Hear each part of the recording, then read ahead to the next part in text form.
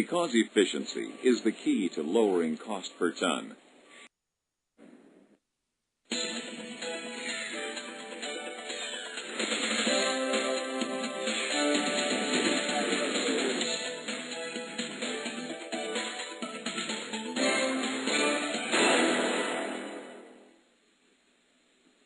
Because efficiency is the key to lowering cost per ton, Caterpillar keeps working to build machines that deliver maximum production with minimum downtime. Cat 5000 family hydraulic shovels are examples of Caterpillar's commitment to the mining industry. But just as critical as the continuous improvement of Cat machines is the continuous training of operators like you, who make sure Cat shovels and trucks deliver the lowest cost per ton on sites around the world. No matter which Cat shovel you're running, understanding its systems, features, and controls will make you more productive and efficient. This program will explain and demonstrate recommended operating techniques for the Cat 5000 family. Information is divided into these key areas: general safety practices, walk-around service and maintenance, getting started, knowing your cab and startup procedures, understanding the Vital Information Management System, VIMS, digging and loading techniques, and shutdown procedures. Please note that this tape is not intended to replace your operation and maintenance manual. You should read the manual thoroughly for additional information on safety, maintenance, and operating practices.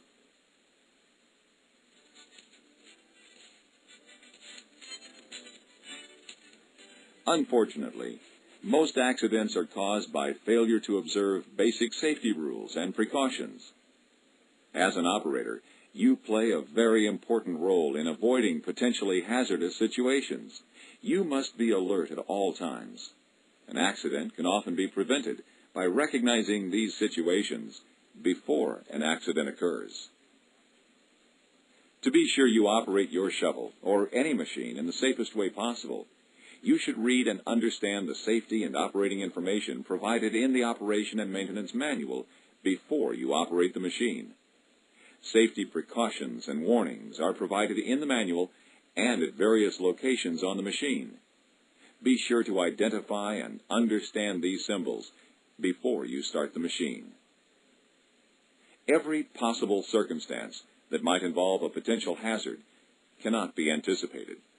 The warnings in the operator's manual and on the machine are therefore not all-inclusive. If a tool, procedure, work method, or operating technique not specifically recommended by Caterpillar is used, you must be satisfied that it is safe for you and others.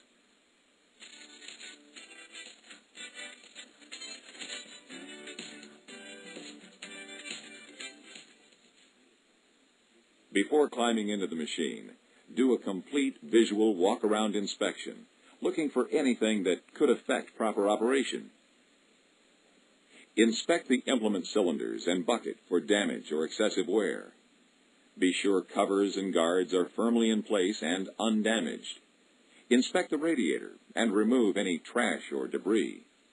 While you're on the ground, inspect the track and shoes for debris or signs of wear.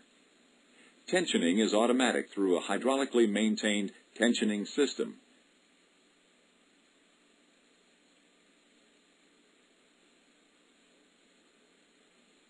Most service and daily maintenance is done from the service platforms.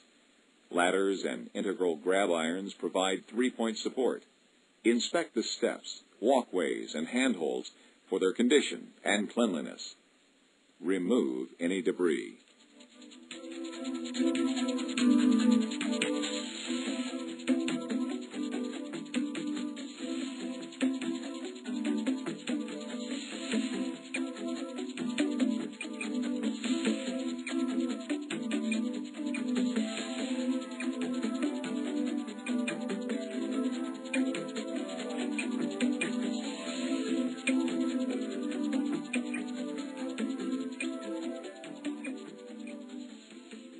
Climbing to the first level in the cab substructure you'll find lighted stand-up access to the hydraulic pilot lines and main fuse box.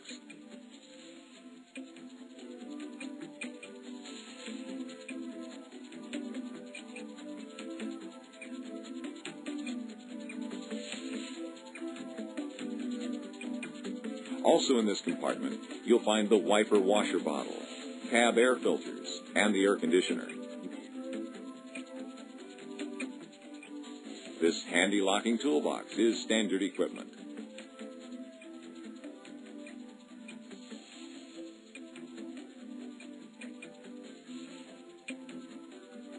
As you continue along the service platform, note the location of the fuel tank.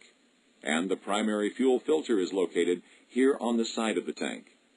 You'll find the standard fill cap on top and the Wiggins-type fast fill system at ground level. You'll also find an environmental flow controllable drain for the fuel tank on the left side of the machine under the tank. In the left rear of the machine is the hydraulic oil cooler. Inspect the radiator core for debris and clean it if necessary.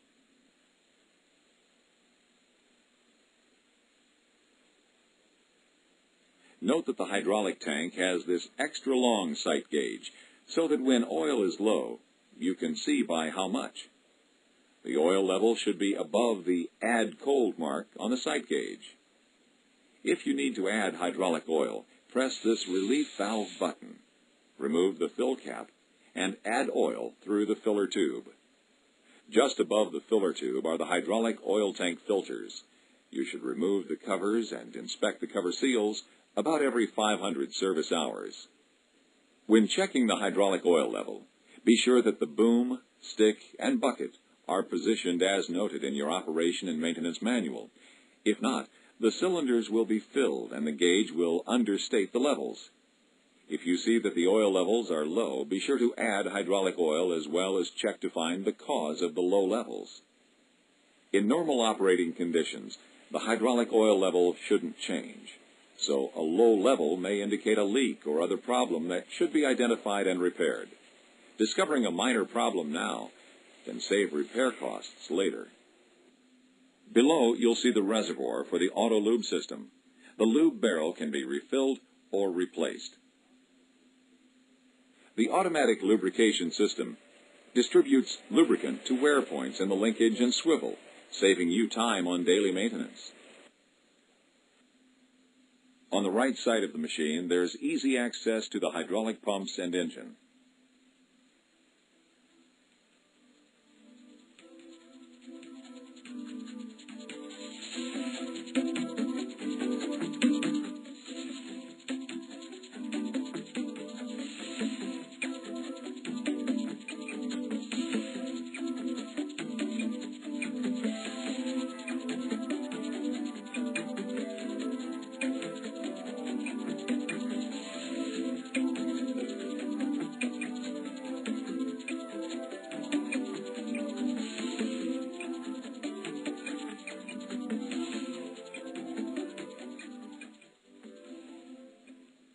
After entering through the hydraulic pump room door, notice the swing and implement pumps are located here. The high-pressure filters are mounted above the pumps for easy access. Inspect the pumps and hoses for any leaks. Between the pump compartment and the engine compartment is this steel wall. In the rare event that hydraulic oil escapes, this wall helps keep it away from the hot engine. Remove the pump oil level dipstick to measure the oil. Check the condition of the oil. Change or add if necessary. If a change is required, the oil drain plug is located under the center of the upper structure. Near the radiator is the air tank drain valve. Depress the drain knob until the air stream from the reservoir is free of water and sediment. As you move into the engine room, oil filters are located here on the side of the engine to make changing easier. The crankcase breather element and hoses are located here. You should also inspect engine hoses and belts to make sure they aren't loose or damaged. You should check the crankcase oil level. The dipstick is located on the engine here. The oil level should be in the safe starting range on the engine stopped side of the dipstick. or between the add and full marks on the engine running side. CAT recommends that you check the oil with the engine stopped. Opening this cover gives you access to the batteries. The terminals should be kept clean and coated with petroleum jelly. The ether starting aid cylinder is located in the front of the engine room. The pump drive and radiator fan drive for hydraulic cooling are located on top of the engine. Before you climb to the upper level, you should check all the swing drive oil levels. The swing drive motors are located at the center of the swing frame. You can check the oil level with this dipstick. Contaminated or deteriorated oil should be replaced early, regardless of the interval.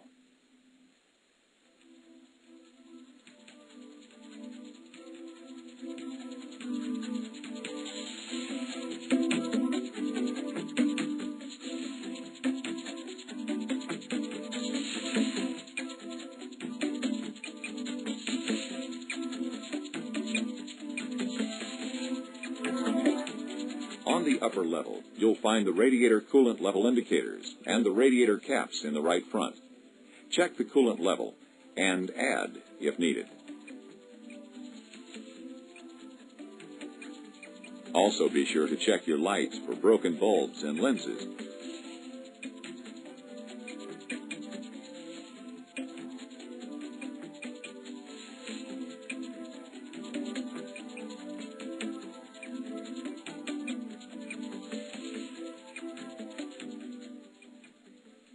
Windows on the cab should be cleaned as often as you need for good visibility. And make sure your mirrors are properly positioned. Your 5000 family machine has been designed to give you more time on the job and less time in service and maintenance. To be sure that you get the longest life out of your shovel and its components, be sure to consult your operation and maintenance manual for suggested daily maintenance and servicing intervals.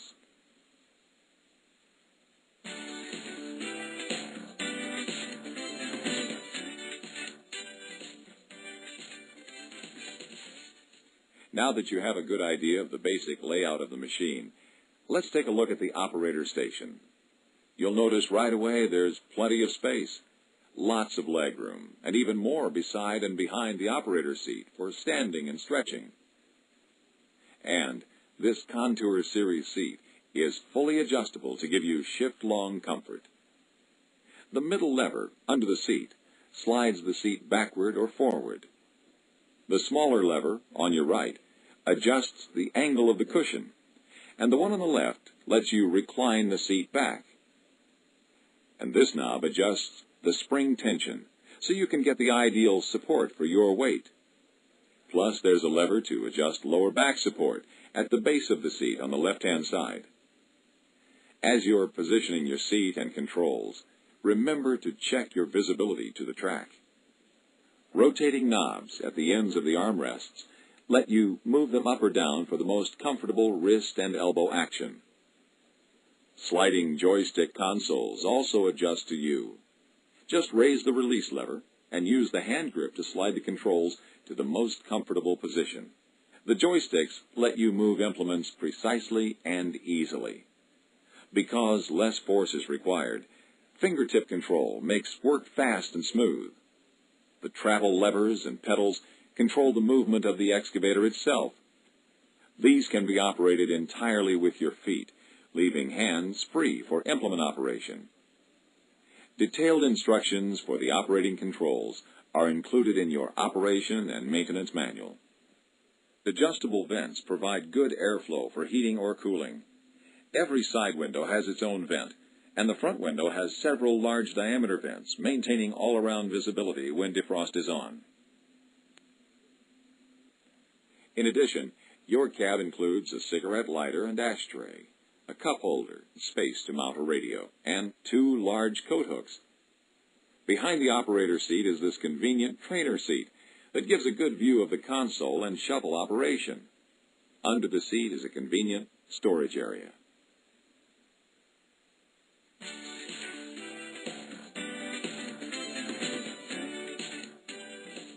Now we're ready to focus on two features that let you perform at the highest levels of efficiency.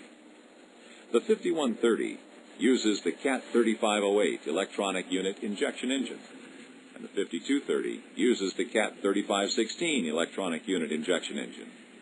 Both use the computerized vital information management system that monitors a variety of machine functions. These easy-to-read electronic display panels keep you informed about the operating status of the machine. This message center with keypad is the communication link between you and a variety of electronically controlled machine systems. We'll take a look at what the systems do, and we'll talk specifically about how they're operated from the panel. At the heart of the system is the main control module. It's a microcomputer that keeps everything in your machine balanced and working together so you get the most out of your machine, no matter what kind of material or conditions. This diagram shows you how the system works. The computer gets information from a variety of sources: sensors in the electronic engine, the joysticks, and the keypad on the console to the right of your seat.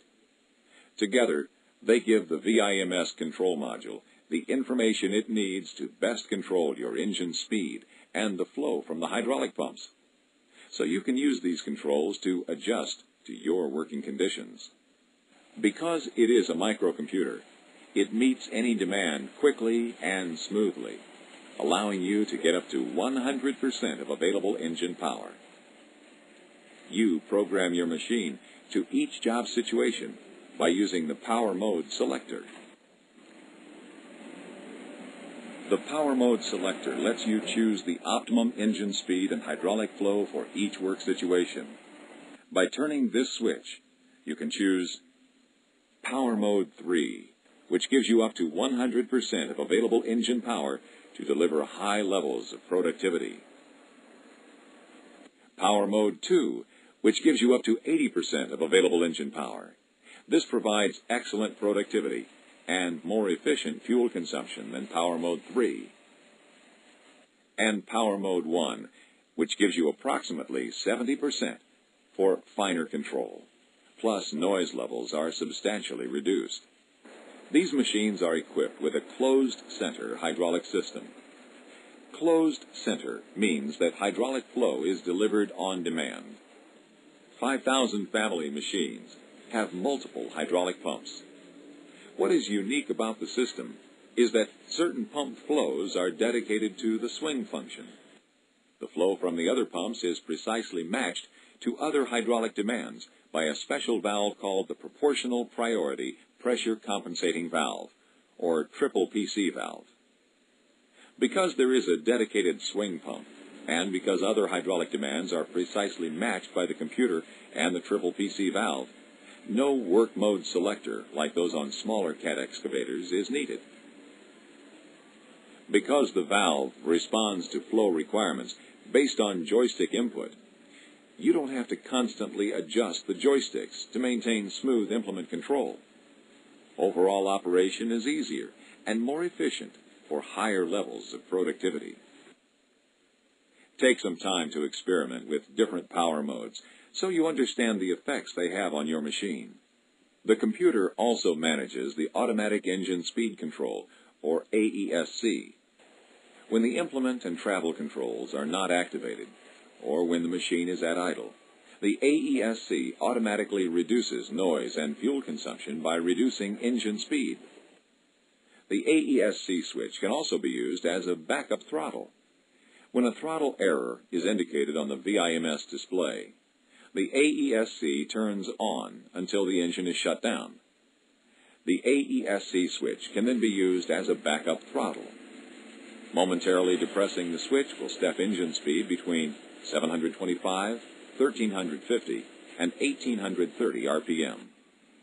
The machine can be operated in this manner until the throttle is repaired. Another onboard computer system, VIMS, monitors and manages machine functions, as well as stores, processes, and presents critical information. VIMS constantly shows you machine status through the gauge panel.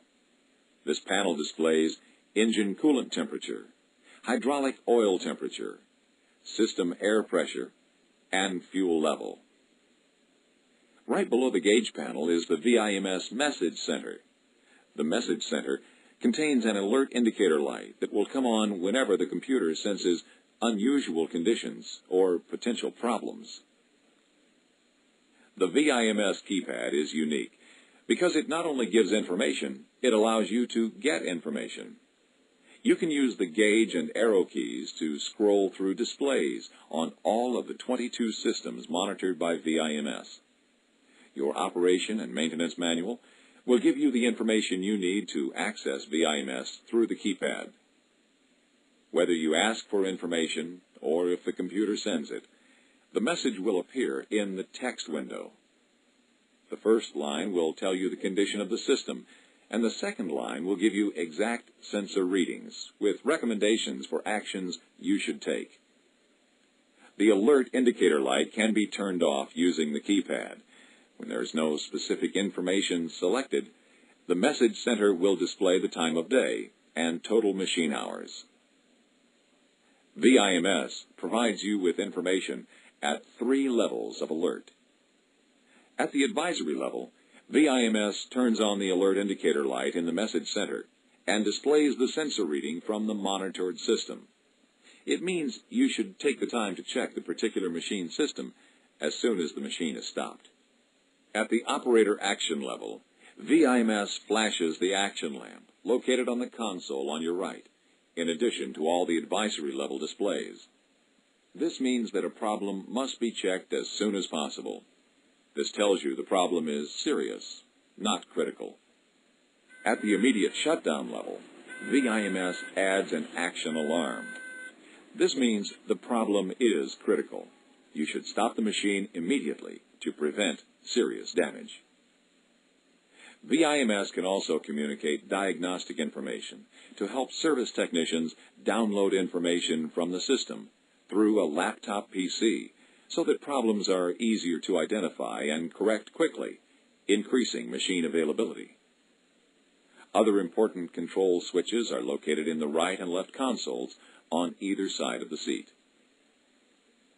In the right joystick console, you'll find the engine throttle dial and key switch. The dial has 10 settings. Turning the dial clockwise increases engine speed. Counterclockwise reduces speed. In the unusual event that the dial fails to work, use the AESC as a backup switch. In the rear of the right console, you'll find the dead engine boom lower switch. In the event that the engine is not running and the pilot system accumulator is exhausted, you can use this switch and the right-hand boom control lever to vent the makeup valves and lower the boom.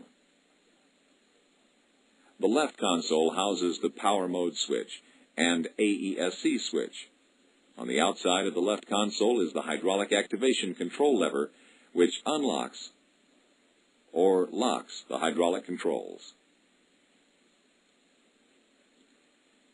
In the back of the left console is the backup switch for the main pumps. If a problem occurs, switch it to the on position. Additional switches are located here on the dash. 2 knobs controlling the heating and air conditioning. The one on the right controls temperature. The one on the left controls fan speed. Just to the right is the windshield wiper washer switch. This is the interior dome light switch. In addition, there's a dome light switch to the left of the cab door. Ladder lights are controlled by this panel switch, or by this switch to the left of the ground ladder. Press this switch to the middle position to turn on the panel lights and house lights, and to the top position to add boom floodlights. The circulating and defroster fan is controlled by this switch. You can stop the travel alarm by depressing this switch. The ether starting aid is controlled by this switch. Center is off, bottom is manual, and top is automatic. Now that you're familiar with the machine, let's talk about startup procedures. After you've completed your daily walk-around inspection, insert the key into the disconnect switch located in the engine room and turn the switch to the on position. In the cab, adjust your seat and controls and be sure to fasten your seatbelt. Check to see that the hydraulic activation control lever is in the locked position. Move the implement control levers to the hold position. Turn the start key to the on position. Look to the VIMS message center and wait for the VIMS self-test to be completed. If all checks are normal, the time of day and service meter hours are displayed. If the message indicates a system needs to be checked, be sure to do so before starting the engine. If all systems are normal, turn the engine throttle dial to position 1. Now, put the starting aid switch in the automatic or top position. Move the key to the start position. Release the key switch when the engine starts.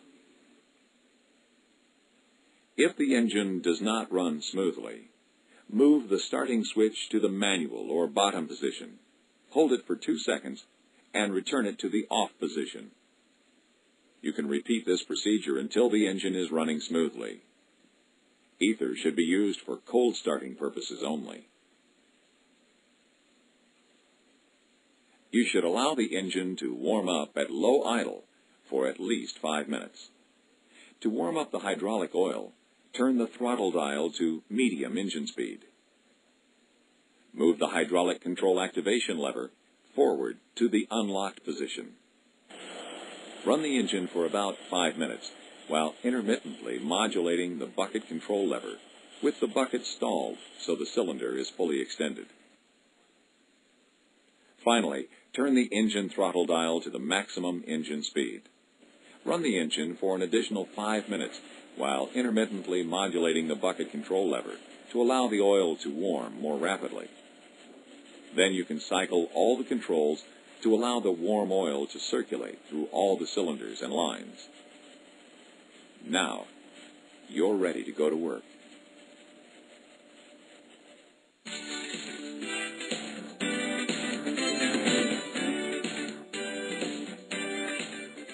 Cat 5000 family shovels are built and designed to be aggressive digging tools. And while loading and digging techniques will vary depending on material and job site, here are some good general guidelines for operation of these machines. First, sound the horn and check all around the machine to make sure that you are clear of other people and machines that may be in your working area.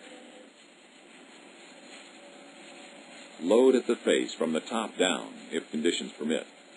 This way the top material is closer to truck height for less lifting time. Keep the bucket above grade and close to the machine to obtain the greatest digging force.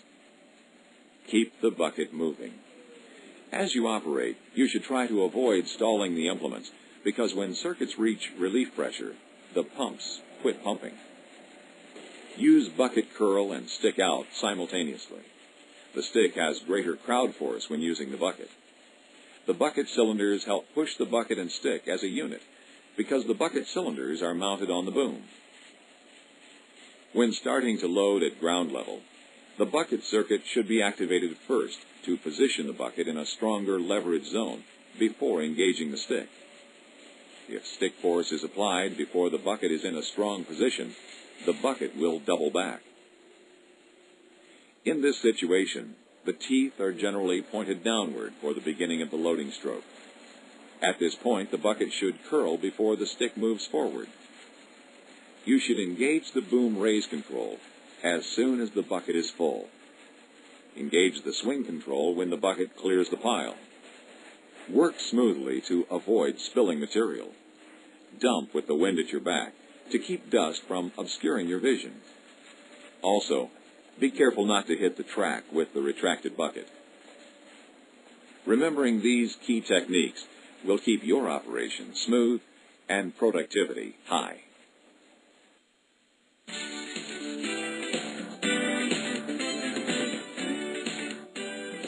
Shutdown procedures are important to protect your machine and its components.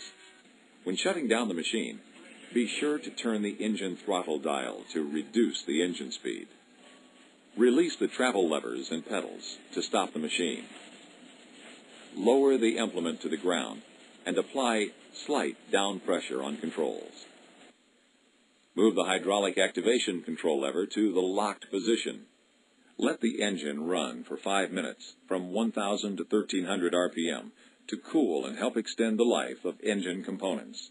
You should never turn the disconnect key to off while the engine is running. Turn the key start switch to off and remove the key. Once you leave the cab, inspect the engine compartment for debris to reduce fire hazard. If the machine is being parked for an extended period, turn the disconnect switch key to off and remove the key. Lock all compartments.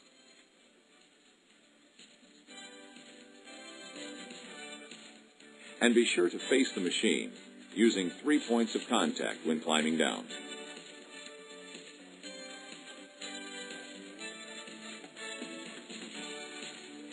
Whether you're operating a 5130 or 5230, shovel or backhoe, by remembering these important guidelines, you'll be operating more productively, efficiently, and comfortably.